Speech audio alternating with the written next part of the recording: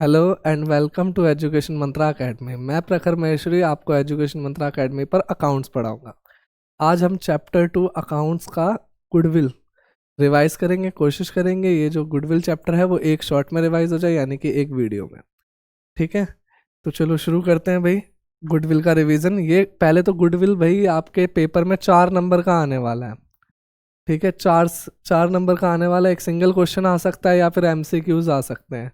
तो इस चैप्टर को देखते हैं। बड़ा ही आसान चैप्टर है, बस आपको फॉर्मूलेस थोड़े से समझ में आ जाने चाहिए या फिर आप लर्न भी कर सकते हो। चलो पहले तो हम देखते हैं भाई गुडविल का मतलब क्या होता है।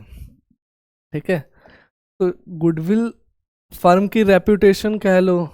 फर्म जब एक्स्ट्रा पे करने पे कस्टमर को मजबूर कर देती है उसको भी आप गुडविल कह सकते हो। जैसे कि देखो, मैंने आपको बोला कि भाई मेरे को नमकीन खानी है, तो भाई आपके दिमाग में सबसे पहली ब्रांड का नाम आया हल्दीराम। ठीक है, तो वो हल्दीराम जो आपके हिट हुआ ना एकदम माइंड में, वो उसकी क्या है, गुडविल है। अब मान लो एक पैकेट है, ठीक है, हल्दीराम उस पैकेट को भाई 10 रुपए का बेच रहा है, बट उसके अंदर केवल 60 ग्राम नमकीन है। ठीक है, एक और नमकीन वाला है, वो भाई 10 ही रुपए का बेच रहा है, बट उसके अंदर 100 ग्राम नमकीन है। खैर आप देखोगे ही नहीं नमकीन कितने ग्राम है, आप किसको चूज कर लोगे, हल्दीराम को चूज कर लोगे। ठीक है, सेम इसी तरीके से एक तरफ अमूल या मदर डेयरी का दूध रखा हुआ है और एक तरफ आनंदा का दूध रखा हुआ है, तो आप किसको चूज करोगे, अमूल या मदर डेयरी को। बेशक अमूल आपको महंगा दे। ठीक है, सेम इसी तरीके से शूज़ में, जैसे स्पार्क्स के शूज़ आपके 900 से 1800 तक के बीच में आ जाते हैं, बट वही पूमा और नाइकी 30,000 से शुरू होता है। ठीक है, बट उस केस में आप किसको चूज़ कर रहे हो, पूमा और नाइकी को। क्यों? क्योंकि भाई उसकी क्या है, गुडविल है। ठीक है, तो गुडविल का साफ सीधा आंसर है कि भाई अगर कोई कंपनी आपको एक्स्ट्रा पे करने पे मजबूर करवा देती है अपनी रेपुटेशन के चलते हुए, तो उसे आप क्या कह दोगे, गुडविल कह दोगे। आया समझ में? ठीक है। ठीक है, तो देखो, अब गुडविल क्लियरली कैसे निकलती है, जैसे ओल्ड पार्टनर्स हैं वो अपने पास्ट एफर्ट की वैल्यूएशन लगाते हैं। जैसे कि मैं और मेरा एक पार्टनर, हम लोग बिजनेस कर रहे हैं। ठीक है, हमने कुछ पास्ट में एफर्ट लगाए, हो सकता है भाई शुरू में मैंने लॉस कमाया और फिर धीरे धीरे मैं प्रॉफिटेबल हुआ। ठीक है, अब एकदम से एक नया पार्टनर आ जाएगा, तो उसको तो भाई एकदम से सीधा फायदा हो जाएगा। तो मेरे पास्ट एफर्ट की वैल्यू क्या रहेगी, जो वो पास्ट एफर्ट की वजह से जो मेरा फ्यूचर में गेन हो रहा है। जैसे कि भाई नया पार्टनर आ गया सी, उसको सीधा ही गेन हो गया, तो उसको सीधा गेन हो गया तो भाई उसको कंपनसेट करना पड़ेगा ना हमें। तो वो जो कंपनसेट करेगा उसकी वैल्यूएशन भी किस लिए होगी, गुडविल के लिए। ठीक है, एक एग्जाम्पल के थ्रू समझते हैं। यहाँ पे हमारा फेवरेट कार्टून जैसे कि नोबिता और शिजुका पार्टनर है। भाई नोबिता ने 10 लाख रुपए लगा रखे हैं कैपिटल के, शिजुका ने भी 10 लाख रुपए लगा रखे हैं, और ये काफ़ी सालों से अच्छा बिजनेस कर रहे हैं। ठीक है, भाई शुरू में इनको लॉस था, धीरे धीरे इन्होंने लॉस को रिकवर करना चालू करा, हल्का हल्का प्रॉफिटेबल हुए और अब ब्रेक इवन पॉइंट पे आ गए, फिर धीरे और कमाने लगे, अब ये काफ़ी प्रॉफिट कमाने लगे। ठीक है, डोरेमोन को लगा यार बिजनेस अच्छा है, मैं भी कमा लेता हूँ। तो डोरेमोन ने कहा भाई नोबिता ये बता तूने कितने पैसे लगा रखे हैं। तो नोबिता बोलता है 10 लाख रुपए। शिजुका से पूछता है तूने कितने लगा रखे हैं। शिजुका बोलती है मैंने भी 10 लाख लगा रखे हैं। तो डोरेमोन कहता है मैं भी 10 लाख लगा देता हूँ। तो डोरेमोन ने क्या दे दिया, इसको 10 लाख रुपए दे दिए और कह रहा भाई मैं भी पार्टनर बन जाता हूँ। ठीक है, अब नोबिता तो बुद्धू सा था, बट शिजुका का दिमाग चल गया। शिजुका क्या बोली, यार शुरू में जो हमने यहाँ पे लॉस झेला था उसका कंपनसेट कौन करेगा, शुरू में जो लॉस झेला था उसका कंपनसेट कौन करेगा। डोरेमोन कह रहा मतलब शुरू में मैंने 10-10 लाख रुपए लगाए थे, बट यहाँ पे तो मेरे को शुरू में लॉस हुआ था। डोरेमोन आया और सीधा प्रॉफिट कमाने लग गया। ठीक है, प्रॉफिट में पहले इन दोनों का हिस्सा था, अब डोरेमोन का हिस्सा हो गया, और इन्होंने तो पहले लॉस झेला था, बट डोरेमोन सीधा प्रॉफिट कमाने लग गया। तो भाई इसने बोला कि भाई मेरे पास्ट एफर्ट का क्या, ये जो मैंने पास्ट एफर्ट करे हैं इस चीज का क्या। तो डोरेमोन कहता है भाई ये क्या चीज़ है। तो शिजुका कहते हैं भाई जो पास्ट एफर्ट की वजह से आपका फ्यूचर में गेन होने वाला है उसकी वैल्यूएशन दो। तो जब भी पास्ट एफर्ट की वजह से फ्यूचर में गेन होता है तो हम क्या कहते हैं, उसे गुडविल कहते हैं। क्लियर है? तो गुडविल का एक और एग्जांपल कि पास्ट एफर्ट की वजह से फ्यूचर गेन।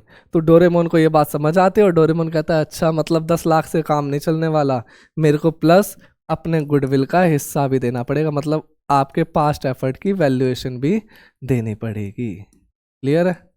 ठीक है, जैसे ही ये पास्ट एफर्ट की वैल्यूएशन दे देगा ये क्या बन जाएगा, पार्टनर बन जाएगा।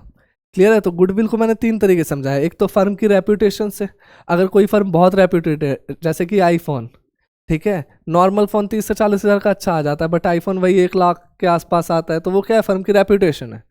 ठीक है, तो उसको आप गुडविल से मेज़र कर सकते हो। सेकंड चीज़, भाई वो आपसे एक्स्ट्रा पे करवा रहा है तो भी उसकी गुडविल है, आप खुशी खुशी पे कर रहे हो तो भी गुडविल है। तीसरी चीज़, भाई जब आपके पास्ट एफर्ट की कोई वैल्यू लगाने लग जाता है, मतलब क्या है, वो गुडविल की बात कर रहा है।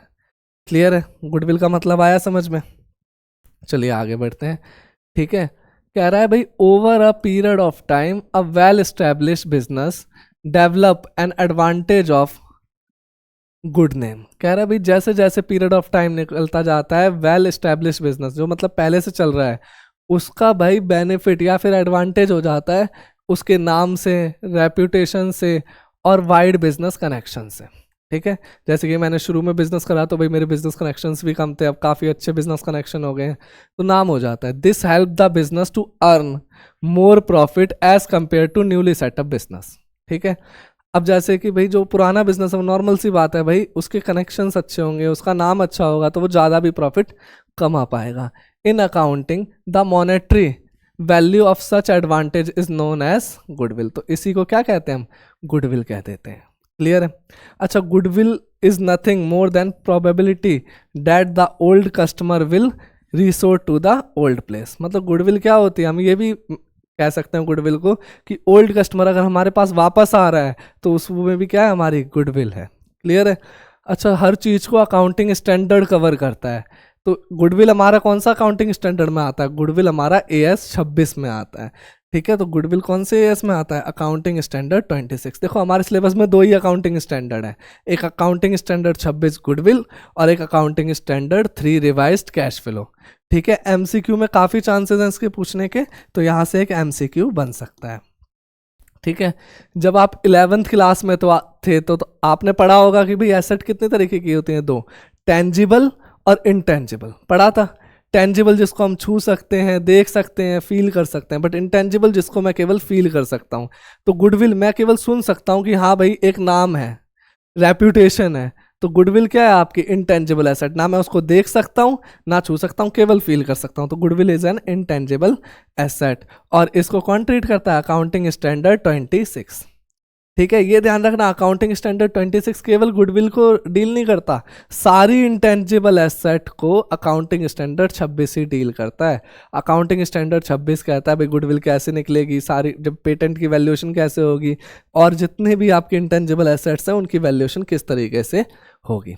ठीक है, कुल मिला के आप ये कह सकते हो फ्यूचर में होने वाला प्रॉफिट की उम्मीद को ही हम क्या कहते हैं? गुडविल कह देते हैं। क्लियर है? तो ये थी गुडविल की डेफिनेशन। आओ कैरेक्टरिस्टिक्स ऑफ गुडविल पढ़ते हैं। पहली कैरेक्टरिस्टिक्स, गुडविल क्या है? एक इनटेंजिबल एसेट है। भाई इंटेंजिबल एसेट का मतलब क्या होता है? जिसको ना हम टच कर सकते हैं ना देख सकते हैं, केवल फील कर सकते हैं। ठीक है, which can not be seen और टच्ड। क्लियर है? अच्छा, गुडविल कोई भी निकाल सकता है? नहीं, गुडविल को निकालने के लिए आपको एक वैल्यूअर बुलाना पड़ेगा।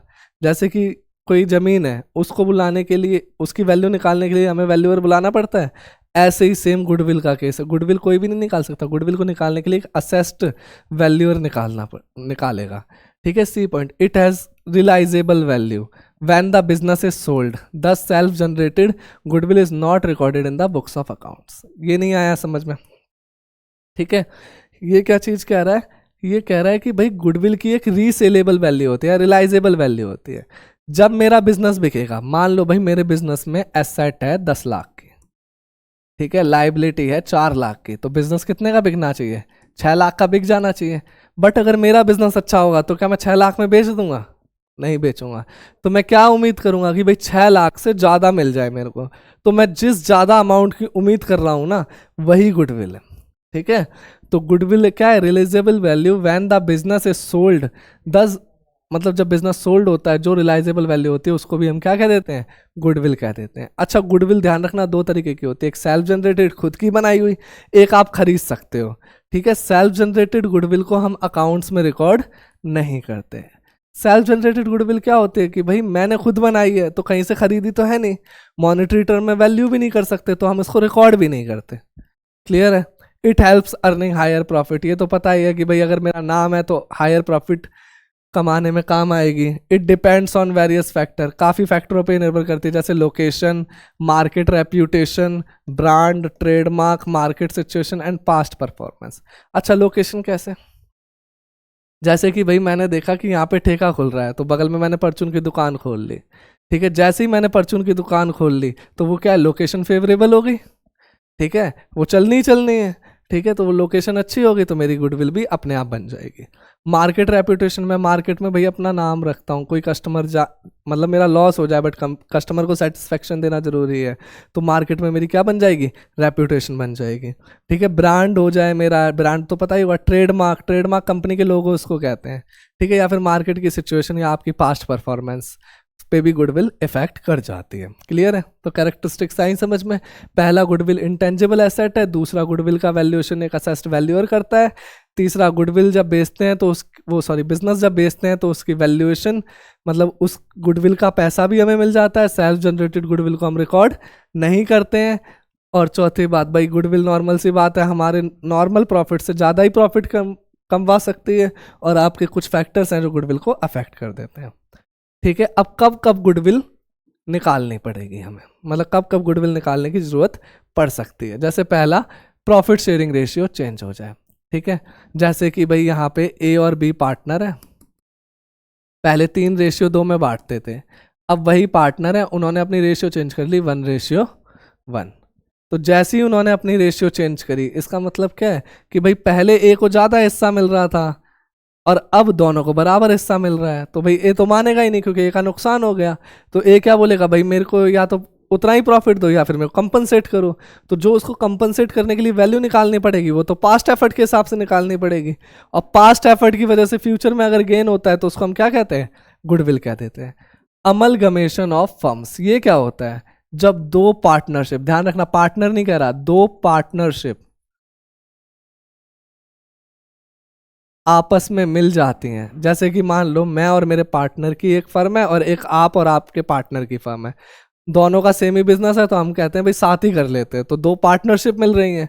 जब दो पार्टनरशिप मिल जाती हैं तो उसे अमलगमेशन ऑफ फर्म कहते हैं। ठीक है, हो सकता है भाई मेरी गुडविल अच्छी हो सकता है आपकी गुडविल अच्छी हो, तो दोनों फर्म की गुडविल निकालनी पड़ेगी, कौन कितना पैसा लगाएगा उसके हिसाब से। रिटायरमेंट और डेथ, भाई रिटायरमेंट के टाइम पे अगर कोई पार्टनर रिटायर हो रहा है या फिर उस पार्टनर की डेथ हो जाती है तो क्या होगा भाई, वो अपने पास्ट के एफर्ट मांगेगा, एक तो कैपिटल मांगेगा, अपना बिजनेस में हिस्सा मांगेगा, और पास्ट के एफर्ट की वैल्यूएशन। जब पास्ट एफर्ट आ गया तो मतलब क्या आ गई, गुडविल आ गई।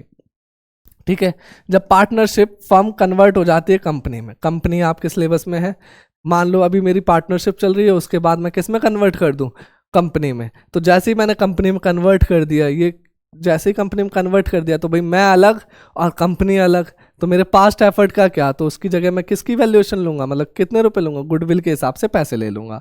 Cell of partnership firm as going concern, जैसे कि मेरे को लग रहा है कि भाई मेरे को बिजनेस नहीं करना, तो मैं अपनी पार्टनरशिप फर्म किसी और को बेच दूं। जैसे मैंने अभी प्रीवियस एग्जांपल लिया था, 10 लाख की एसेट, 6 लाख की लाइबिलिटी, 4 लाख मिलने चाहिए थे, तो मैं 4 लाख में तो बेचूंगा ही नहीं, तो एक्स्ट्रा जो मेरे को अमाउंट मिलेगा वो किस चीज़ का होगा, गुडविल का। एडमिशन ऑफ न्यू पार्टनर, अभी हमने डोरेमोन, नोबिता और शिजुका वाला एग्जाम्पल में एडमिशन ही देखा था। ठीक है, तो ये हमारे क्या है कि गुडविल कब कब हमें निकालने की जरूरत पड़ सकती है। क्लियर है? 6, गुडविल भाई दो तरीके की होती है, एक परचेज्ड गुडविल और दूसरी self generated goodwill. Purchased goodwill किसे कहते हैं, जैसे कि भाई आपका अच्छा खासा बिजनेस चल रहा है, अब मेरे को लग रहा है कि भाई आप मेरे लिए दिक्कत दे सकते हो, तो मैं आपकी ब्रांड खरीद लूंगा। जैसे कि अभी आपको पता है भाई फ्लिपकार्ट बिक गया, ठीक है, फ्लिपकार्ट कंपनी बिक गई। ठीक है, अब उन्होंने क्या करा, उन्होंने नई ब्रांड नहीं बनाई, उसने फ्लिपकार्ट कंपनी का नाम खरीद लिया। ठीक है, तो उसको मैं क्या बोलूंगा, उसको मैं परचेज गुडविल बोलूंगा। वही अगर हल्दीराम की बात करूं तो हल्दीराम तो कहीं से खरीदा नहीं गया, वो क्या है, वो सेल्फ जनरेटेड गुडविल है। ठीक है, तो परचेज गुडविल आपकी, मतलब कि आपके पैसे गए हैं तो भाई ये रिकॉर्ड होगी। ठीक है, और सेल्फ जनरेटेड गुडविल भाई ये रिकॉर्ड नहीं होगी, क्योंकि आप इसको मॉनेटरी टर्म में निकालना बड़ा मुश्किल होता है, तो इसको रिकॉर्ड भी नहीं करेंगे। ठीक है, परचेज गुडविल कैसे निकालेंगे, परचेज गुडविल क्या करेंगे भाई, अगर आपने एसेट खरीद ली तो एसेट अकाउंट डेबिट, जैसे अभी एग्जांपल लिया था ना, 10 लाख की एसेट खरीद ली, 6 लाख के कर्जे आ गए, ठीक है, तो अब ये बिजनेस कितने में बिकना चाहिए, 4 लाख का, बट उसने कहा भाई मैं तो 10 लाख मांगूंगा, तो 10 लाख मेरे को देने पड़ेंगे, तो भाई मैंने बैंक से पे कर दिया 10 लाख रुपए। तो देखो 10 लाख की एसेट के लिए मैंने 16 लाख खर्च कर दिए, यानी कि मैंने एक्स्ट्रा पे कर दिया। कितना एक्स्ट्रा पे कर दिया, मैंने 6 लाख रुपए एक्स्ट्रा पे कर दिया, तो वो क्या है, गुडविल है। इस मेथड से जो गुडविल निकल के आई, ये कौन सी गुडविल है, ये गुडविल आपकी परचेज्ड गुडविल है। ठीक है, ये गुडविल आपकी कौन सी गुडविल है, परचेज्ड गुडविल है। क्लियर है। ठीक है, सेल्फ जनरेटेड गुडविल कैसे निकालेंगे वो अभी हम मेथड्स में देखेंगे। ठीक है, आया समझ में। Method of valuation of goodwill. देखो वैसे तो गुडविल निकालना बहुत मुश्किल है, क्योंकि जो चीज़ हमें दिख भी नहीं रही और ना हम उसे छू सकते हैं, तो उसकी वैल्यूएशन करना भी बड़ा मुश्किल हो जाता है। बट फिर भी हमारे सिलेबस में 3 तरीके के मेथड हैं। जैसे देखो, since goodwill is intangible asset, it is very difficult to accurately calculate its value.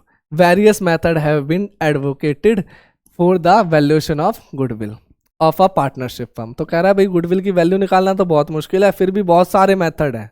But एक ध्यान रखना कि भाई हम पास्ट एफर्ट एक अजम्पशन लेके ही चल रहे हैं, क्योंकि वो चीज़ दिख तो रही नहीं है, तो सारे मेथड जरूरी नहीं है सेम ही आंसर दें। हो सकता है कि भाई मैं एवरेज प्रॉफिट से कर रहा हूँ तो आंसर अलग आ रहा हो, और मैं सुपर प्रॉफिट से कर रहा हूँ तो आंसर अलग आ रहा हो। ठीक है, तो यही आगे बोल रहा है, goodwill calculated by one method में differ from the goodwill calculate by another method. जरूरी नहीं है दोनों मेथड से सेम आए, हाँ दोनों गुडविल हो सकते हैं, क्योंकि एक्यूरेट तो है ही नहीं। Hence the method by which goodwill is to be calculated may be specifically decided between the existing partner. तो क्या कह रहा है, पहले से ही डिसाइड होता है पार्टनर में, भाई मैं इस मेथड से गुडविल को निकालूंगा। ठीक है, आओ मेथड देखते हैं। पहला मेथड है आपका एवरेज प्रॉफिट मेथड, दूसरा मेथड है सुपर प्रॉफिट मेथड, तीसरा प्रॉफिट है कैपिटलाइजेशन मेथड। देखो है तीनों ही इंपॉर्टेंट। ठीक है, ये नहीं है कि भाई मैं सुपर प्रॉफिट कर लेता हूँ या एवरेज प्रॉफिट, आना होगा तो कहीं से भी आ जाएगा। क्लियर है। चलिए अब हम देखते हैं भाई एवरेज प्रॉफिट मेथड के अंदर होता क्या है। देखो एवरेज प्रॉफिट, किसी भी चीज़ का एवरेज निकालने के लिए हम सम को ऊपर लिखते हैं, डिवाइड बाय टोटल नंबर लिख देते हैं। जब हम छोटे बच्चे थे तो यही करते थे कि भाई एक खिलाड़ी ने 10 रन मारे, फिर अगले मैच में 20 रन मारे, अगले मैच में 30 रन मारे, तो कितनी इनिंग हो गई, 3 इनिंग हो गई। टोटल कर देते हैं, 20 और 10 30 और 30 60, 60 डिवाइड बाई 3, तो एवरेज उसका कितना हो गया, 20 रन पर मैच। ठीक है, ऐसे बहुत निकाले हैं मीन। ठीक है, तो ऐसे ही हम एवरेज प्रॉफिट निकाल देते हैं। वो बोलते हैं भाई एवरेज प्रॉफिट निकालो कितने साल का, अब उसने बोल दिया 4 साल का निकालो, तो मैं क्या करूँगा कि भाई फर्स्ट ईयर के प्रॉफिट प्लस में सेकेंड ईयर का प्रॉफिट प्लस में थर्ड ईयर का प्रॉफिट प्लस में फोर्थ ईयर का प्रॉफिट डिवाइड बाय कितने आइटम्स हो गए, 1 2 3 4, तो डिवाइड भी किससे कर दूंगा, 4 से। जैसे ही मैं इसको सॉल्व करूंगा मेरा क्या निकल के आ जाएगा, एवरेज प्रॉफिट निकल के आ जाएगा। क्लियर है, ईजी है, बड़ा ईजी है, क्योंकि बचपन में हमने करा हुआ है। ठीक है, तो गुडविल क्या होती है भाई, ये तो एवरेज प्रॉफिट निकल गया। गुडविल क्या होता है, गुडविल होता है भाई एवरेज प्रॉफिट इनटू में नंबर ऑफ ईयर परचेज। अब ये नंबर ऑफ ईयर परचेज क्या है, देखो इसको मिटा देता हूं मैं पहले। ये नंबर ऑफ ईयर परचेज क्या है, नंबर ऑफ ईयर परचेज, जैसे कि देखो इस जगह मैं गुडविल की वैल्यूएशन करता हूँ। ठीक है, जैसे अभी हमने एग्जांपल पढ़ा था ना, नोबिता और शिजुका पार्टनर थे, यहाँ पे डोरेमोन भी आने वाला था। तो डोरेमोन कहता है कि चलो गुडविल निकालो। ठीक है, आपने कहा ना पास्ट एफर्ट की वैल्यू दो, तो चलो गुडविल निकालो। तो उसने कहा भाई मैं एवरेज प्रॉफिट से निकालूंगा, तो एवरेज प्रॉफिट तो निकल गया। अब वो क्या बोलेगा कि भाई एवरेज प्रॉफिट तो निकल गया, अब इस एफर्ट की वजह से मैं कितने साल और बेनिफिट उठा सकता हूँ। तो भाई ये कहते हैं क्या क्या मतलब ये कि भाई यहाँ से मैं कितने साल आपके पास्ट एफर्ट की वजह से कमा रहा हूँ, कि भाई मेरी अगर मैं कुछ काम नहीं कर रहा तो यहाँ से कितने साल तक मेरे को पास्ट एफर्ट का फ़ायदा मिलेगा, उसी को नंबर ऑफ ईयर परचेज कहते हैं। अब वो वैल्यूअर कह रहा है भाई आपको 3 साल तक फ़ायदा मिल सकता है पास्ट एफर्ट का, तो नंबर ऑफ ईयर परचेज कितने हो गए, 3 हो गए। क्लियर है, आया समझ में। ठीक है भाई, आपका एवरेज प्रॉफिट मान लो 6 लाख रुपए आ गया। ठीक है, तो 6 लाख रुपए आपका प्रॉफिट, और वो कह रहा है 3 साल तक हमारा क्या चल सकता है, पास्ट एफर्ट चल सकता है, तो आपकी गुडविल की वैल्यूएशन कितनी हो गई, 18 लाख रुपए। ठीक है। तो एवरेज प्रॉफिट मेथड में हम किस पे जा रहे हैं, एस्टिमेशन पे जा रहे हैं, जहां पे पहले हमने एवरेज प्रॉफिट निकाल लिया, first year plus second year plus third year plus fourth year divide by 4, average आ गया। फिर देखा भाई वो प्रॉफिट और कितने साल चलने वाला है, उसने कहा भाई 3 साल चलने वाला है, तो एवरेज प्रॉफिट को 3 से मल्टीप्लाई कर दिया, तो आपकी क्या आ गई, गुडविल।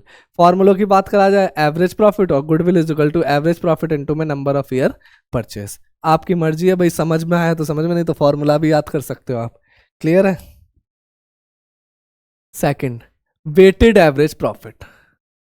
ठीक है, स्टैट्स में आपने वेटेड एवरेज सीखा होगा 11th में। ठीक है, अगर नहीं सीखा तो अभी देखते हैं। ठीक है, ये तो भाई आपको थ्योरी दे रखी है कि भाई इस तरीके से आपका वेटेड एवरेज प्रॉफिट निकल सकता है। चलो पहले वेटेड एवरेज प्रॉफिट को निकालने के लिए हम एक एग्जांपल की ओर मुड़ते हैं। ठीक है, आओ, ईयर 1, ईयर 2, ईयर 3, ईयर 4। ठीक है, 4 साल हमें दिए थे अभी पिछले एग्जाम्पल में। मान लो भाई ईयर 1 में मेरा प्रॉफिट हुआ 2 लाख का, ईयर 2 में 4 लाख का, ईयर 3 में 6 लाख का, और ईयर 4 में केवल 7 लाख का प्रॉफिट हुआ। ठीक है, आया। अब जैसे कि देखो, अगर मैं इसका एवरेज निकाल लूं तो एवरेज तो भाई सबको इक्वल वेट हो गया, जितनी वैल्यू 2 लाख की हो उतनी वैल्यू 7 लाख की होगी एवरेज निकालते ही।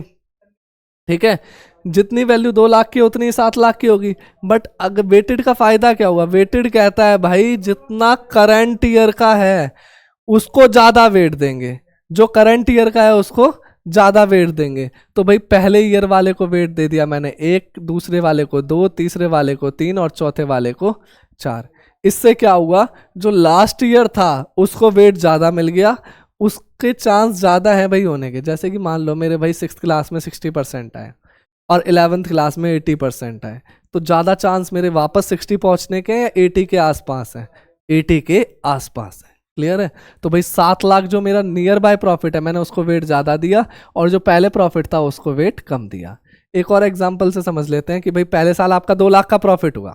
ठीक है, फिर 4, 6, 7, अगली बार 7 के आसपास ही होगा ना, या वापस आप 2 लाख पे पहुंच जाओगे, 7 के आसपास होगा। तो इसको क्या करोगे, वेट के हिसाब से कैटेगराइज कर लोगे, और भाई जो करंट का होगा उसको वेट ज़्यादा दे दोगे। ठीक है, फिर मैं प्रॉफिट इंटू में वेट कर दूंगा, जैसे 2 लाख इंटू में 2 कितना हो गया, 2 लाख, 4 लाख इंटू में 2 कितना हो गया, 8 लाख, 6 लाख इंटू में 3 18 लाख, 7 लाख इंटू में 4 28 लाख। ठीक है, आया समझ में। 28 और 2 30 और 18 और 8 26, तो कितना टोटल हो गया भाई, 56 लाख। अगर मैं स्टैट्स की भाषा में बोलूं तो इसको क्या बोलेंगे, सिग्मा प्रॉफिट वेट। सिग्मा का मतलब कुछ नहीं होता, सिग्मा का मतलब सम होता है। ठीक है, और ये क्या है, टोटल वेट, तो इसको बोलूंगा मैं सिग्मा वेट। 4 3 7 2 9 और 1 10। क्लियर है। तो अगर मैं इसमें वेटेड एवरेज प्रॉफिट निकालूं तो वेटेड एवरेज प्रॉफिट होता है सिग्मा प्रॉफिट और weight divide by sigma weight, मतलब सिग्मा प्रॉफिट और वेट का डिवाइड बाय टोटल वेट। तो टोटल प्रॉफिट और वेट कितना है आपका, 56 लाख रुपए, और आपका सिग्मा मतलब टोटल वेट कितना है, 10 रुपए, मतलब 10, 56 लाख डिवाइड में 10, तो भाई एवरेज प्रॉफिट कितना आ गया, 5,60,000। ये क्या आया, वेटेड एवरेज प्रॉफिट। ठीक है, अगर मैं इसका नॉर्मल एवरेज निकालूंगा तो 7 6 13, 4 17, 2 19, 19 को आप 4 से डिवाइड कर लो, 5,60 तो नहीं आएगा। ठीक है, तो फर्क होता है दोनों में। अगर आप गुडविल की वैल्यूएशन करोगे तो गुडविल इज इक्वल टू क्या होता है भाई, वहां पे एवरेज प्रॉफिट था, यहाँ पे वेटेड एवरेज प्रॉफिट इनटू में नंबर ऑफ ईयर परचेज। ठीक है, वेटेड एवरेज प्रॉफिट इनटू में नंबर ऑफ ईयर परचेज। जैसे कि भाई 5,60,000 आपका क्या आ गया, वेटेड एवरेज प्रॉफिट। आपने पूछा भाई और कितने साल ये प्रॉफिट चल सकता है, तो उसने कहा भाई और 2 साल मेरे पास्ट एफर्ट की वैल्यूएशन चल सकती है। तो नंबर ऑफ ईयर परचेज कितने आ गए, 2, 5,60 इंटू में 2 कितना हो गया, 11,20,000। क्लियर है, ये क्या हो गई, गुडविल की वैल्यू आ गई। आया एग्जाम्पल समझ में।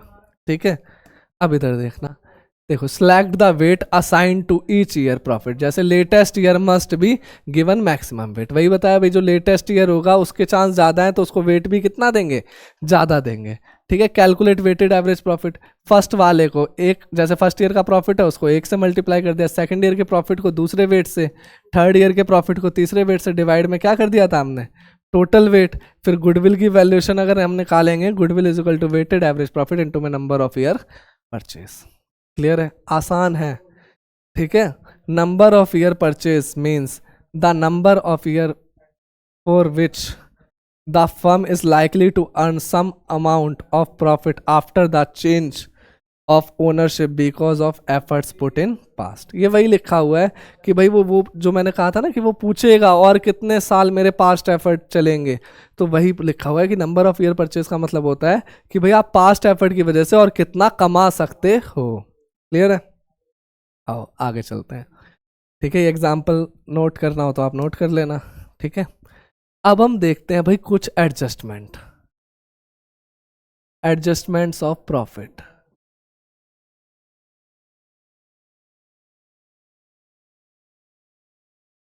एडजस्टमेंट ऑफ प्रॉफिट, ये क्या है एडजस्टमेंट ऑफ प्रॉफिट? हमको अच्छा खासा प्रॉफिट दिया हुआ होगा बट कुछ कुछ गलतियां हुई होंगी।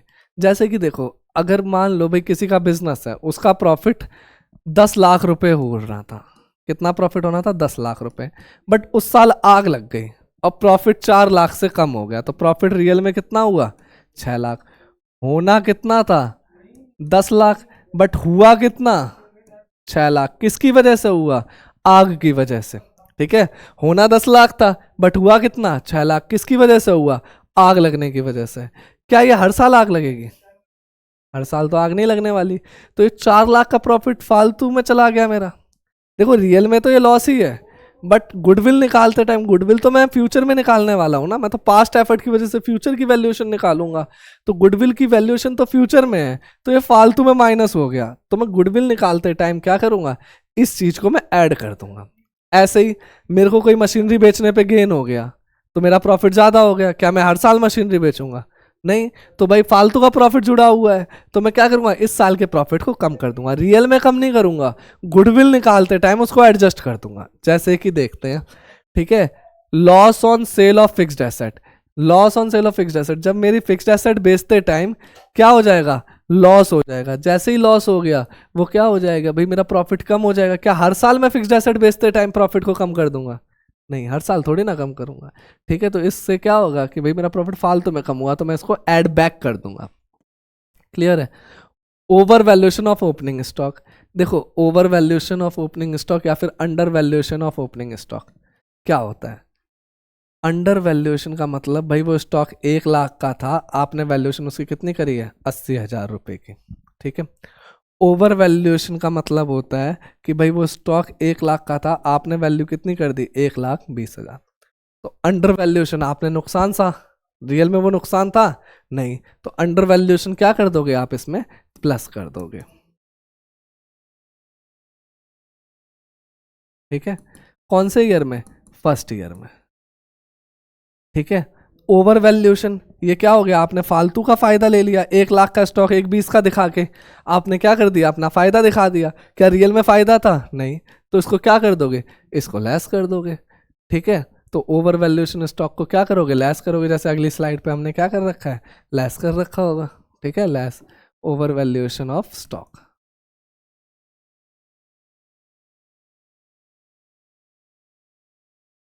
ठीक है, अब आपको दिख रहा होगा भाई इसमें अंडर वैल्यूएशन ऑफ स्टॉक भी लेस कर रखा है और हमने इसमें क्या कर रखा है?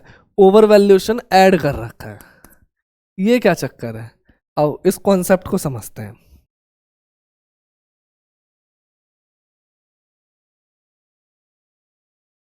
इस कॉन्सेप्ट को समझते हैं।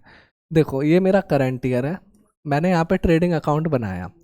ट्रेडिंग अकाउंट में ओपनिंग स्टॉक आता है, हाँ आता है। परचेज आता है, बिल्कुल आता है। डायरेक्ट एक्सपेंस भी इसी में आते हैं, हाँ डायरेक्ट एक्सपेंस भी इसी में आते हैं। सेल आती है, हाँ सेल भी आती है। और क्लोजिंग स्टॉक आता है, हाँ। ठीक है, मान लो ओपनिंग स्टॉक भाई मेरा 20,000 का है, परचेज मेरी क्या कहते हैं 1 लाख की है, डायरेक्ट एक्सपेंस 10,000 के हैं, तो कितना हो गया? 1,30,000। सेल मेरी 2,30,000 की है। ठीक है, और क्लोजिंग स्टॉक मेरा 1 लाख रुपए का है। ठीक है, ये एग्जाम्पल है। तो 2,30 और 1,33 और इधर 1,30 दिख रहा है, तो यानी मेरा प्रॉफिट कितना हो गया? 2 लाख का प्रॉफिट हो गया। ठीक है, क्लियर है? अब वो कह रहा है भाई क्लोजिंग स्टॉक अंडर वैल्यूएशन है। क्या कह रहा है? Closing stock under valuation. जैसे ही अंडर वैल्यूएशन हुई, इसका मतलब क्या है? क्लोजिंग स्टॉक अंडर वैल्यूएशन का मतलब कि भाई 1 लाख का नहीं है ये, मतलब 1,20,000 का होगा। अंडर वैल्यूएशन का तो मतलब यही हुआ कि भैया 1 लाख का नहीं है, इससे ज़्यादा की वैल्यू रखता होगा, तो मैंने कितना कर दिया 20,000 से। जैसे ही मैंने 1,20 करा, प्रॉफिट भी तो बढ़ गया 20,000 से। क्लियर है? तो अंडर वैल्यूएशन से क्या हुआ, मेरा प्रॉफिट बढ़ गया। तो मैंने यहाँ पे देखो अंडर वैल्यूएशन क्या कर दिया, प्लस कर दिया। कौन से साल में, फर्स्ट ईयर में। ठीक है, अब भाई मैं अगले साल भी बनाऊंगा, सेकेंड ईयर। यहाँ पे ओपनिंग स्टॉक मान लो 30,000 है, परचेज आपकी 2 लाख की है, और डायरेक्ट एक्सपेंस आपके 20,000 के हैं। ठीक है, सेल्स आपकी 4 लाख की है, और क्लोजिंग स्टॉक आपका 50,000 का। ठीक है, अब ये देखो 30, ये कितना हो गया, 2, 20 और 30, 2.5 लाख। सेल 4.5 लाख, तो फिर भी प्रॉफिट कितना आ रहा है आपका, 2 लाख रुपए। ठीक है, अब देखो पिछले साल का क्लोजिंग, इस साल का क्या बन जाएगा, ओपनिंग। ओ सॉरी, एक सेकेंड, पिछले साल का क्लोजिंग इस साल का क्या बन जाएगा, ओपनिंग। एक सेकेंड, गलत हो गया, एग्जाम्पल गलत ले लिया हमने। देखो ओपनिंग स्टॉक 1 लाख का है, क्योंकि पिछले साल का क्लोजिंग इस साल का ओपनिंग बन जाएगा। परचेज आपकी 2 लाख के, डायरेक्ट एक्सपेंस 20,000 का है, सेल 4 लाख की, और क्लोजिंग स्टॉक मैं लगा लेता हूँ 1,20,000 का। ठीक है, अब समझने की कोशिश करते हैं। देखो पिछले साल अगर मैं प्रॉफिट निकालूंगा तो 4 और 1 5, 20, और इधर कितना आ गया 3, 20, फिर भी प्रॉफिट कितने का है मेरा, 2 लाख का। अब देखना पिछले साल का क्लोजिंग इस साल का ओपनिंग बन जाएगा। जैसे ही पिछले साल अंडर वैल्यूएशन था, यानी वैल्यू बढ़ गई, वैल्यू बढ़ गई, तो इस साल की ओपनिंग की भी वैल्यू बढ़ेगी, ओपनिंग की वैल्यू बढ़ेगी। क्लोजिंग तो इनकम होता है, ओपनिंग एक्सपेंस में चला जाता है। ओपनिंग की वैल्यू बढ़ते ही आपका ग्रॉस प्रॉफिट बढ़ेगा या कम होगा, ये ग्रॉस प्रॉफिट कम हो जाएगा। कितने से कम हो जाएगा, 20,000 से।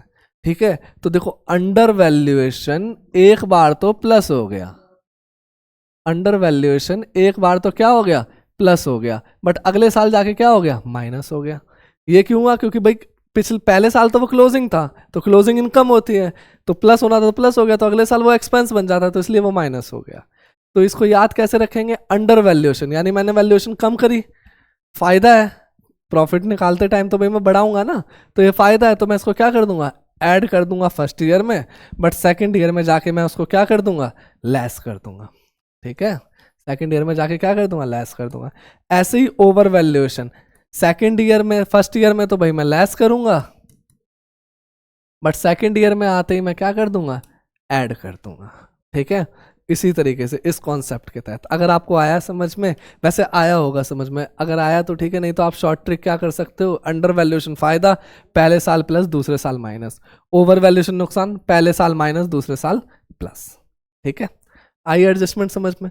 और क्या है भाई, आप कैपिटल एक्सपेंडिचर को रेवेन्यू एक्सपेंडिचर मान लेते हो, या फिर रेवेन्यू एक्सपेंडिचर को कैपिटल एक्सपेंडिचर मान लेते हो। कैपिटल रेवेन्यू क्या होते हैं, कैपिटल एक्सपेंडिचर मतलब आपने एसेट खरीदी, बट आपने क्या मान लिया उसको, रेवेन्यू यानी खर्चा मान लिया, तो वो क्या खर्चा था, खर्चा तो नहीं था, तो क्या करेंगे उसको वापस से ऐड बैक कर देंगे।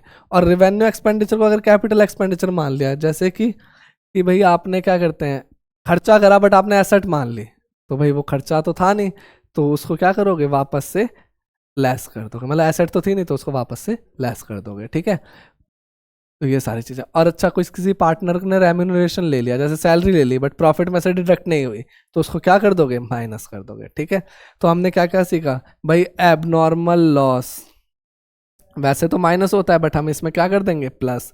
एबनॉर्मल गेन वैसे तो प्लस होता है, बट यहाँ पे क्या कर देंगे, minus.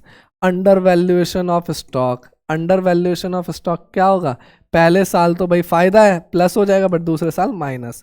Over valuation of stock, पहले साल क्या होगा, ओवर वैल्यूएशन ज़्यादा मान लिया, नुकसान, वैसे तो नुकसान हो गया, तो इधर माइनस करेंगे, अगले साल क्या कर देंगे, प्लस। किसी पार्टनर की सैलरी नहीं दी, तो प्रॉफिट को क्या करेगा, कम करेगा, तो प्रॉफिट कम होते ही क्या कर दूंगा, माइनस कर दूंगा। ठीक है, आया समझ में। जो नेट प्रॉफिट होगा इन सबको प्लस माइनस करने के बाद, वो मेरा रियल प्रॉफिट होगा, उसके बाद मैं एवरेज को निकालूंगा। ठीक है, चलिए आगे अगला मेथड करते हैं, सुपर प्रॉफिट मेथड। सुपर नाम में ही क्या है, सुपर, सुपर का मतलब कुछ ज़्यादा। ठीक है, तो पहले हम निकालेंगे एवरेज प्रॉफिट। एवरेज प्रॉफिट वैसे ही first year profit, second year profit, third year profit divide by 3। क्या निकल गया? Average profit. क्लियर है? मतलब कि भाई तीनों साल के प्रॉफिट को जोड़ा और 3 से डिवाइड करा, एवरेज प्रॉफिट। एवरेज प्रॉफिट का मतलब क्या होता है? हमने कितना कमाया। कब कमाया? पास्ट में। हमने कितना कमाया। ठीक है। फिर क्या निकालते हैं इसमें? Normal profit. नॉर्मल प्रॉफिट कैसे निकलता है? कैपिटल एम्प्लॉयड इनटू में एनआरआर अपॉन में 100। अच्छा, अब यहाँ पे कैपिटल एम्प्लॉयड आ गई। कैपिटल एम्प्लॉयड किसे कहते हैं? कैपिटल एम्प्लॉयड किसे कहते हैं? कैपिटल एम्प्लॉयड का मतलब होता है बिजनेस में लगा हुआ पैसा।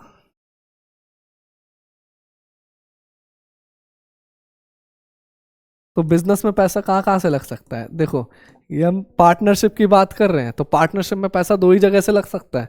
पहला, एक तो आप पार्टनर की कैपिटल को जोड़ लो, वो घर से लगाया है पैसा, और जो इतने सालों से प्रॉफिट कमा रहे हैं मतलब रिजर्व्स, दोनों को जोड़ दोगे तो आपका क्या आ जाएगा? कैपिटल एम्प्लॉयड निकल के आ जाएगा। ठीक है। क्या क्या? कैपिटल और रिजर्व दोनों को जोड़ दोगे, कैपिटल एम्प्लॉयड, बिजनेस में लगा हुआ पैसा। तो देखो, दो साइड होती है कैपिटल एम्प्लॉयड की, मतलब आप लाइबिलिटी से भी निकाल सकते हो, कैपिटल और रिजर्व लाइबिलिटी में दिखते ही हैं, और एक आप टोटल एसेट में से माइनस करके भी वहां तक पहुंच सकते हो। तो capital employed liability side approach कहते हैं। कैपिटल रिजर्व, कैपिटल और रिजर्व, अगर पहले से ही कोई परचेज गुडविल है तो उसको माइनस करो, क्योंकि वो तो खर्चा है।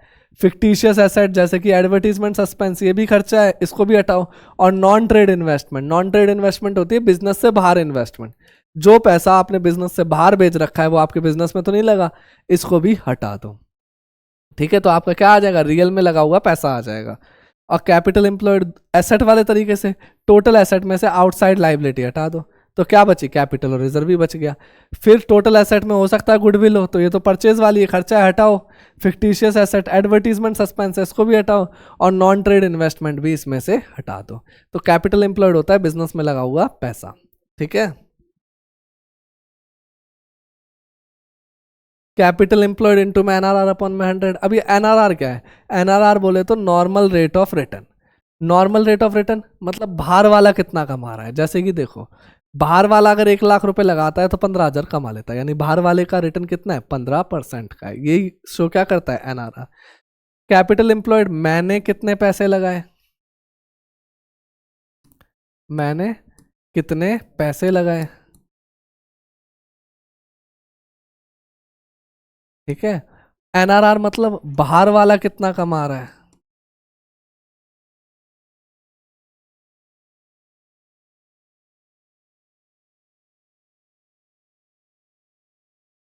ठीक है।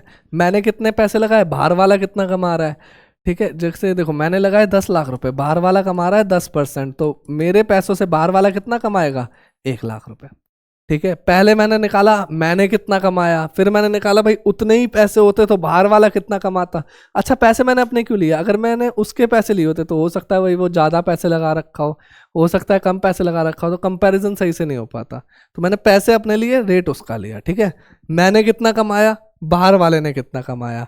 तो सुपर प्रॉफिट क्या होता है कि भाई मैंने कितना ज़्यादा कमाया। जैसे कि मैंने इतना कमाया, भाई बाहर वाले ने इतना कमाया। अगर मैंने ज़्यादा कमाया तभी तो मेरा सुपर प्रॉफिट होगा। जैसे कि मैंने 2 लाख कमाए, भाई बाहर वाले ने 1.5 लाख कमाए, तो मैंने कितने ज़्यादा कमा लिए? 50,000 रुपये ज़्यादा कमा लिए। क्लियर है? तो सुपर प्रॉफिट का मतलब होता है भाई मैंने कितने ज़्यादा कमाए। ठीक है। मैंने कितने ज़्यादा कमाया। ठीक है। फिर गुडविल कैसे निकालूंगा? तो गुडविल इज इक्वल टू मैंने कितना ज्यादा कमाया और मैं कितने सालों तक पास्ट एफर्ट की वजह से कमाने वाला हूं। मतलब मैंने कितना ज्यादा कमाया, भाई मैंने तो 50,000 ज्यादा कमाए, कितने साल और कमाने वाला हूँ? भाई 3 साल और कमाने वाला हूँ पास्ट एफर्ट की वजह से। तो भाई गुडविल कितनी आ गई? 1.5 लाख। तो कुल मिला के अगर ये तो होगी समझाने वाली बात। अगर मैं फॉर्मूलों की बात करूं, पहले एवरेज प्रॉफिट निकालेंगे, मतलब मैंने कितना कमाया। नॉर्मल प्रॉफिट, मैंने कितना लगा रखा है इनटू में बाहर वाले ने कितना कमाया। जैसे कि कैपिटल एम्प्लॉयड इनटू में एनआरआर अपॉन में 100, नॉर्मल प्रॉफिट आ गया। सुपर प्रॉफिट, मैंने कितना ज्यादा कमाया, एवरेज प्रॉफिट माइनस में नॉर्मल प्रॉफिट। गुडविल क्या होगी? सुपर प्रॉफिट इनटू में number of year purchase. Clear है? इजी। ठीक है। और कैपिटल एम्प्लॉयड तो हम सीख ही चुके हैं किसे कहते हैं, हमारे बिजनेस में लगा हुआ पैसा। ठीक है। अब हम सीखते हैं भाई कैपिटलाइजेशन ऑफ एवरेज प्रॉफिट। अभी तक हमने 3 मेथड सीखे हैं, एवरेज प्रॉफिट, सुपर प्रॉफिट और वेटेड एवरेज प्रॉफिट। ठीक है। अब हम सीखेंगे कैपिटलाइजेशन ऑफ एवरेज प्रॉफिट। देखो वो जो बेस था ना, average profit, super profit, weighted average profit, वहां पे हम प्रॉफिट को बेस मान रहे थे। कैपिटलाइज वाले मेथड में हम कैपिटल को बेस मानेंगे। कैपिटल मतलब कि पैसा, ठीक है। तो यहाँ पे मेथड दोनों ही, कैपिटलाइजेशन एवरेज प्रॉफिट और कैपिटलाइजेशन सुपर प्रॉफिट, दोनों पे बेस किसको मान रहे हैं हम? कैपिटल को। तो यहाँ पे आंसर क्या आता है? सेम आता है, ठीक है। चलो देखते हैं। सबसे पहले इसमें भी क्या निकालेंगे? एवरेज प्रॉफिट निकालेंगे। Ascertain the average profit based on the past few years performance, जैसे कि first year profit, second year profit divide by third year profit divide by 3। जैसे ये कर आपका एवरेज प्रॉफिट निकल गया। Capitalise the average profit, capitalise करो average profit को, मतलब भाई मैंने इतना कमाया, मान लो भाई first year 1 lakh, second year 2 lakh, third year 3 lakh, divide by 3। तो ये कितना आ गया? 6 लाख डिवाइड बाय 3 कितना हो गया? 2 लाख रुपए। तो मेरा एवरेज प्रॉफिट कितना आ गया? 2 लाख रुपए। भाई 2 लाख रुपए लगाने के लिए बाहर वाले को कितना पैसा लगाना पड़ेगा वो बताता है कैपिटलाइज वैल्यू। भाई मैंने 2 लाख लगाए, 100 अपॉन में एनआरआर कर दो, मतलब वहां पे तो एनआरआर ऊपर लिया था सर। 100 अपॉन एनआरआर मतलब जैसे कि 1 लाख पे मैं 10% प्रॉफिट कमाता हूँ, 10,000, ठीक है। अब मेरे को प्रॉफिट पता है, मेरे को कैपिटल तक पहुंचना है, तो 10,000 पे मैं कितना प्रॉफिट कमा रहा था? 10%, तो रिवर्स कर दो, आप कैपिटल पे पहुंच जाओगे। कितनी है कैपिटल? 1 लाख। सेम 2 लाख का प्रॉफिट कमाने के लिए मैं पूछ रहा हूँ भाई बाहर वाले को कितना पैसा लगाना पड़ेगा, तो मैं रिवर्स कर दूंगा। 2 लाख पे मान लो वो 10% कमा रहा है, तो 100 अपॉन में 10 कितना आ गया? 20 लाख। ये क्या आ गया? Capitalise value of average profit. अगर मैं वैसे समझूं, ये मेरा खुद का प्रॉफिट, ये उतना प्रॉफिट कमाने के लिए बाहर वाले को कितना पैसा लगाना पड़ेगा। अब देखो मैं कम पैसे लगा रहा हूं, वो ज्यादा पैसे लगा रहा है, तभी मेरी गुडविल होगी, ठीक है। तो भाई उसने कितने पैसे लगाए? 20 लाख। ये कहां से आया? कैपिटलाइज्ड एवरेज प्रॉफिट से। मैंने कितना पैसा लगाया? वो क्या था? Capital employed. दोनों को माइनस कर दो, क्या निकल के आ जाएगी? गुडविल, ठीक है। तो कैपिटल एम्प्लॉयड वही कैपिटल प्लस में रिजर्व, अगर फालतू की गुडविल हो माइनस करो, नॉन ट्रेड इन्वेस्टमेंट माइनस करो, एडवर्टाइजमेंट सस्पेंस माइनस कर दो, ठीक है। अच्छा, कैपिटल एम्प्लॉयड को हम प्यार से बोलते हैं नेट एसेट, ठीक है। आया समझ में? इजी मेथड है। एवरेज प्रॉफिट निकालो, उसको कैपिटलाइज कर दो रिवर्स से मल्टीप्लाई करके, फिर भाई जो कैपिटलाइज प्रॉफिट आया उसको आप कैपिटल एम्प्लॉयड या नेट एसेट से माइनस कर दो, ठीक है। आओ आगे। अगला method capitalisation of super profit. अगला और लास्ट मेथड, हमने कितने मेथड कर लिए? 5। ये 5वां मेथड है, ठीक है। सुपर प्रॉफिट मेथड अभी हमने सीखा था, पहले हमने एवरेज प्रॉफिट निकाला, फिर नॉर्मल प्रॉफिट और फिर सुपर प्रॉफिट। वहां तक स्टेप सेम है। जैसे देखो पहले क्या निकाला? Average profit. एवरेज प्रॉफिट वही first year profit plus second year profit plus third year profit divide by 3। ये क्या आता है? Average profit. भाई नॉर्मल प्रॉफिट कैसे आता है? Average profit, sorry normal profit कैसे आता है? भाई कैपिटल एम्प्लॉयड, मतलब मैंने कितना पैसा लगा रखा है, इनटू में एनआरआर, बाहर वाला कितना कमा रहा है, अपॉन में 100। ये बाहर वालों का पैसा निकल गया, हाँ निकल गया। फिर क्या निकालना है? Super profit. भाई मैंने कितना कमाया, बाहर वाले ने कितना कमाया, ये नॉर्मल प्रॉफिट है, नेट प्रॉफिट नहीं है, ठीक है। मैंने कितना कमाया, बाहर वाले ने कितना कमाया, जितना मैंने ज्यादा कमाया वो क्या हो गया? Super profit. गुडविल कैसे निकालेंगे? भाई अब यहाँ पे मेथड का नाम क्या है? कैपिटलाइज। क्या अभी तक मैंने कैपिटलाइज करा? नहीं। मेथड का नाम क्या है? Capitalisation of super profit. तो कैपिटलाइज किसको करना है? सुपर प्रॉफिट को। मतलब कि अगर मान लो भाई मैं 20,000 रुपये ज्यादा कमा रहा हूं, तो इतना पैसा और कमाने के लिए बाहर वाले को कितना पैसा लगाना पड़ेगा? तो भाई इतना पैसा और लगाने कमाने के लिए क्या करूँगा? 100 अपॉन में एनआरआर, यानी कुल मिला के फॉर्मूला हो गया सुपर प्रॉफिट इंटू में 100 अपॉन में एनआरआर, यानी नॉर्मल रेट ऑफ रिटर्न, ठीक है। तो यही थी हमारी गुडविल। आया समझ में आपको? ठीक है। ये कुछ इंपॉर्टेंट क्वेश्चंस हैं जिनको आप पेपर के टाइम पे कर सकते हो, या फिर आपको प्रैक्टिस करनी है और आपको भाई बुक्स में बहुत ज़्यादा क्वेश्चंस दिख रहे हैं तो आप इन क्वेश्चनों को कर सकते हो, ठीक है। ये डेंजर है, मतलब खतरनाक है, जिसमें आपको दिक्कतें आ सकती हैं। देखो भाई जो आपसे पहली बार में हो गया वो तो हो गया, जिसमें दिक्कत आएगी वही एग्जाम में दिक्कत देगा। तो ये आपके क्या कहते हैं 2023-24 मतलब इसी साल की बुक के हैं। बेस किसको लिया गया है? टीएस ग्रेवाल को लिया गया है। टीएस ग्रेवाल वाली बुक है ना जो आपकी, उसके कुछ इंपॉर्टेंट क्वेश्चंस हैं, आप इनको कर सकते हो, ठीक है। ये थी हमारी थ्योरी क्लास आपकी गुडविल की, ठीक है। होप आपको समझ में आई होगी। बड़ा ही आसान चैप्टर है। एक बार अगर हम कंपाइल करने की कोशिश करें आज की क्लास को, तो पहला मेथड एवरेज प्रॉफिट, आपने प्रॉफिट का एवरेज निकाला, डिवाइड बाय जितने ईयर का निकाला, ठीक है। Goodwill is equal to average profit into में नंबर ऑफ ईयर परचेस, फिर हमने करा weighted average profit, first year के प्रॉफिट को फर्स्ट से मल्टीप्लाई करा, सेकंड ईयर के प्रॉफिट को 2 से मल्टीप्लाई करा, मतलब वेट से मल्टीप्लाई करते हुए चले गए, टोटल प्रॉफिट वेट आ गया, ठीक है, डिवाइड बाय टोटल वेट, ये आपका वेटेड एवरेज प्रॉफिट आ गया, ठीक है। और गुडविल इज इक्वल टू क्या होता है, वेटेड एवरेज प्रॉफिट इनटू में number of year purchase.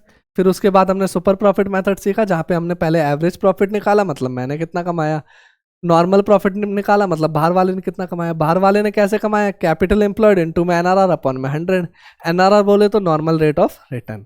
Super profit कैसे होगा भाई, मैंने कितना कमाया, बाहर वाले ने कितना कमाया, अगर मैंने ज़्यादा कमाया तो सुपर प्रॉफिट, ठीक है। लास्ट में गुडविल निकालेंगे, goodwill is equal to super profit into में नंबर ऑफ ईयर परचेज। चौथा मेथड क्या था, कैपिटलाइजेशन ऑफ एवरेज प्रॉफिट। तो कैपिटलाइजेशन ऑफ एवरेज प्रॉफिट अगर मैं निकालूंगा तो पहले एवरेज प्रॉफिट निकालो, फिर एवरेज प्रॉफिट को कैपिटलाइज कर दो। कैपिटलाइज का क्या मतलब होता है, एवरेज प्रॉफिट निकालो और रिवर्स कर दो। रिवर्स मतलब जैसे मेरा एवरेज प्रॉफिट 2 लाख आया और बाहर वाला 10% कमा रहा है, मतलब नॉर्मल रेट ऑफ रिटर्न कितना हो गया 10%, तो 2 लाख इंटू में 100 अपॉन में एनआरआर, ठीक है। फिर गुडविल क्या होता है भाई, बाहर वाले ने कितना कमाया, मतलब कितना पैसा लगाया, capitalise average profit 20 lakh, minus में कैपिटल एम्प्लॉयड, जो मैंने जितना कम लगाया उतनी मेरी गुडविल हो गई। तो गुडविल इज इक्वल टू होता है capitalise average profit minus net asset, और नेट एसेट को हम कैपिटल एम्प्लॉयड कहते हैं। लास्ट मेथड हमने सीखा super profit, capitalisation super profit, तो एवरेज प्रॉफिट उसी तरीके से निकालेंगे, normal profit capital employed into में एनआरआर अपॉन में 100, super profit average profit minus में नॉर्मल प्रॉफिट, और लास्ट क्या था, कैपिटलाइजेशन सुपर प्रॉफिट इनटू में 100 अपॉन में एनआरआर। यही हमारा क्या हो जाएगा, गुडविल हो जाएगा, ठीक है। होप आपको गुडविल अच्छे से समझ आ गई होगी, ठीक है। नेक्स्ट वीडियो इसके प्रैक्टिकल क्वेश्चंस की आएगी, तो पहले गुडविल की ये वीडियो देखिए, आप थ्योरेटिकल समझिए, फॉर्मूलेस को रिवाइज कीजिए। अगली वीडियो में मिलते हैं हम क्वेश्चंस के साथ। थैंक यू, आज के लिए इतना ही है, बाय बाय।